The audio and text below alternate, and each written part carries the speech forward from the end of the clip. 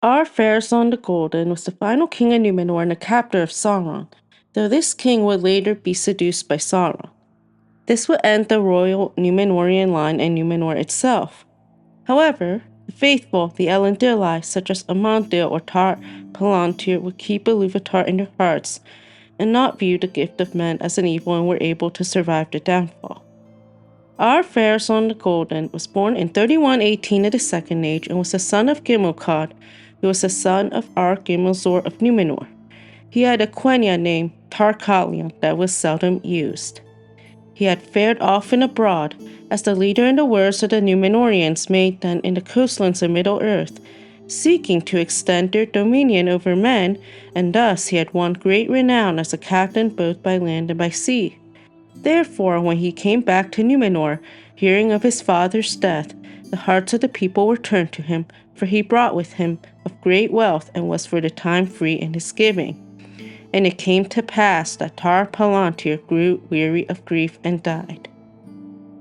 After hearing of his father's death, Pharazôn would seek wealth and power even more so than his father. While he was most known for fighting the mortality of men under Sauron's command, this would become more apparent much later. However, it is likely that his father's death played a role in Pharazôn's later desire, as Gimilcad was 2 years before his 200th year, which was accounted an early death for one of Elros's line even in its waning, and also that the Numenorians had started speaking against the Band of Valar much earlier during the reign of Tar-Palantir, and shortly after, Ar-Adunacor would persecute the faithful from speaking Elven tongues.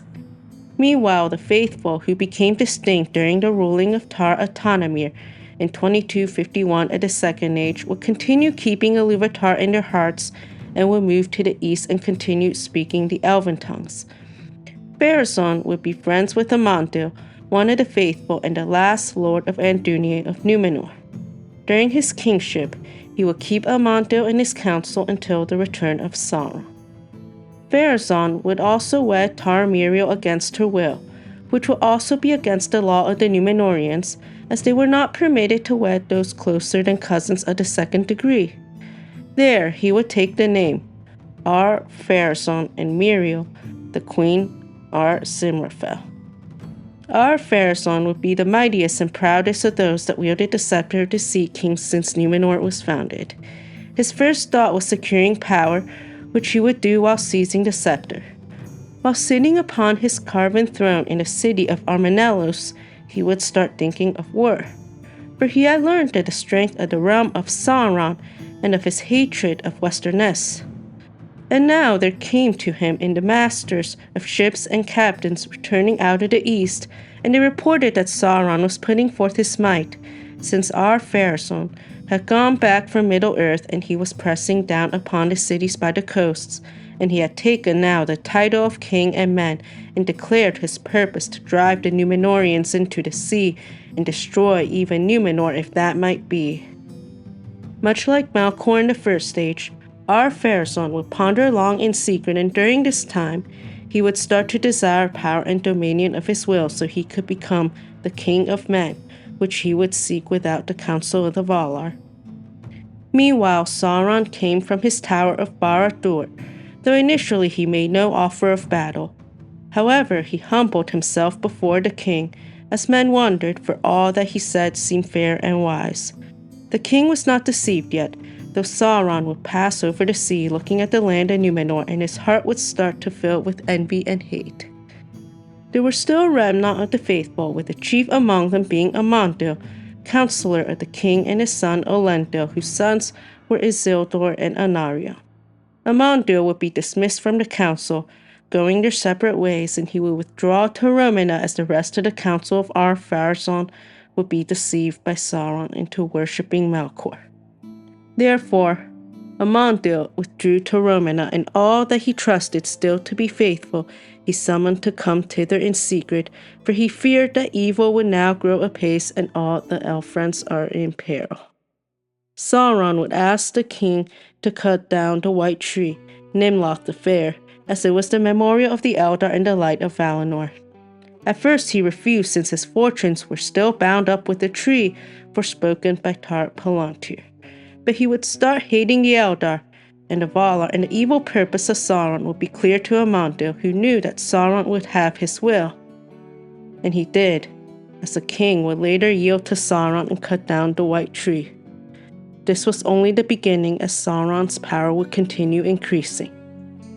Ar-Pharazôn would become the mightiest tyrant, especially as he started to feel that time was ticking and death was looming. Sauron would come in strategically, saying that his strength was so great, and he has to have his will and be subject to no command or ban. And he said, "The Valar possess themselves of the land where there is no death, and they lie to you concerning it, hiding it as best they may because of their avarice, and their fear lest the kings of men should wrest from them the deathless realm and rule the world in their stead. And though doubtless the gift of life unending is not for all, but only for such as are worthy, being men of might and pride and great lineage, yet against all justice is it done that this gift, which is his due, should be withheld from the King of Kings, Ar-Pharazôn, mightiest of the sons on earth, to whom Manwë alone can be compared, if even he. But great kings do not brook denials and take what is their due." Then Ar-Pharazôn, being besotted and walking under the shadow of death, where his span was drawing towards its end, hearkened to Sauron, and he began to ponder in his heart how he might make war upon the Valar. He was long preparing this design, and he spoke not openly of it, yet it could not be hidden from all. Thus Sauron foresaw Ar-Pharazôn's fear and wrath, caused by the eventual end of his life and his desire for great power, which he had worked towards. Meanwhile, his old friend, Amandil, would be filled with great dread, knowing that Sauron had corrupted Ar-Pharazôn and that Numenor would eventually reach its downfall.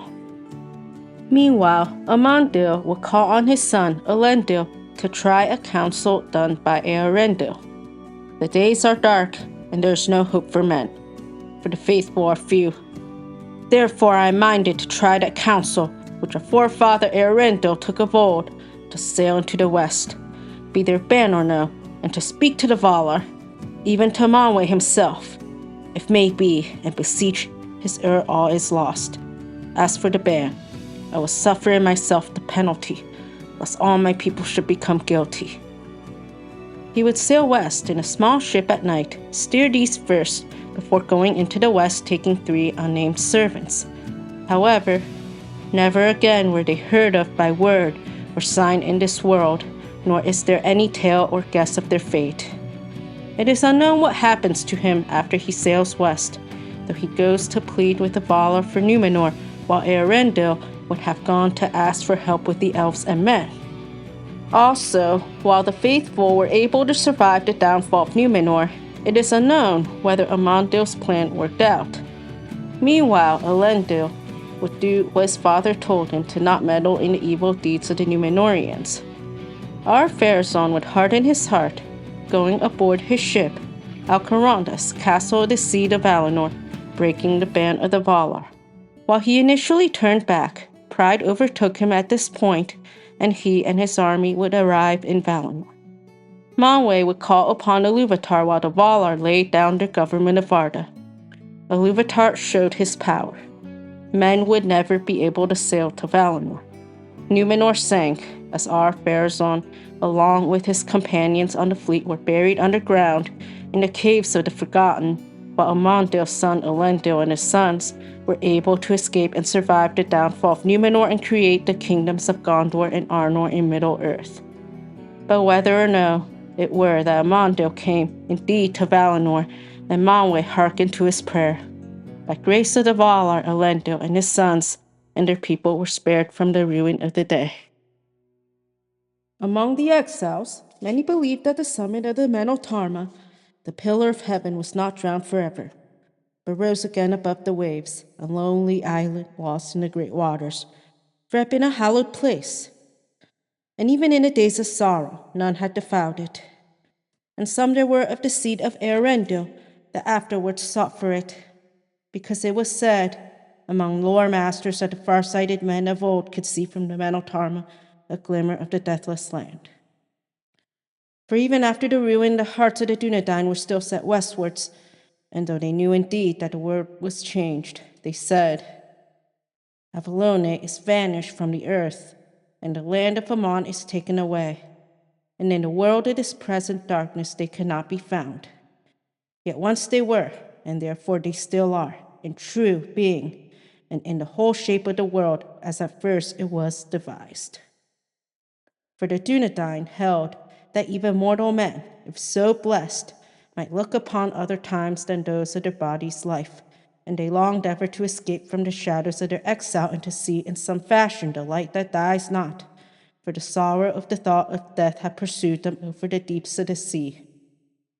Thus it was that great mariners among them would still search the empty seas, hoping to come upon the Isle of Meneltarma and there to see a vision of things that were. But they found it not, and those that sailed far came only to the new lands, and found them like to the old lands and subject to death. And those that sailed furthest set but a girdle about the earth, and returned weary at last to the place of their beginning, and they said, all roads are now bent. Thus in after days, what by the voyages of ships, what by lore and starcraft, the kings of men knew that the world was indeed made round, and yet the Eldar were permitted still to depart and to come to the ancient west and to Avalone if they would. Therefore the lore masters of men said that a straight road must still be for those that were permitted to find it.